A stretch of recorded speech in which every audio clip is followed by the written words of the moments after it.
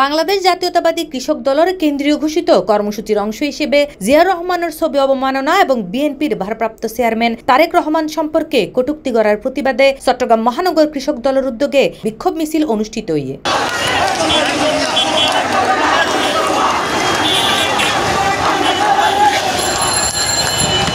জুলাইয়ের 18 তারিখ শুক্রবার উক্ত বিক্ষোভ মিছিল নগরের ওয়াসার মোড়ত শুরু হয়ে নিউ মার্কেট মোড়ত যাইরে শেষ হয়। এ সময়ে বিক্ষোভ মিছিলত মাঝে উপস্থিত আছিল চট্টগ্রাম মহানগর কৃষক দলের আহ্বায়ক মোহাম্মদ আলমগীর, সদস্য সচিব মোহাম্মদ সাবের আহমদ টার্জেন সহ মহানগর কৃষক দলের বিভিন্ন থানা ও ওয়ার্ডের নেতৃবৃন্দ অকল।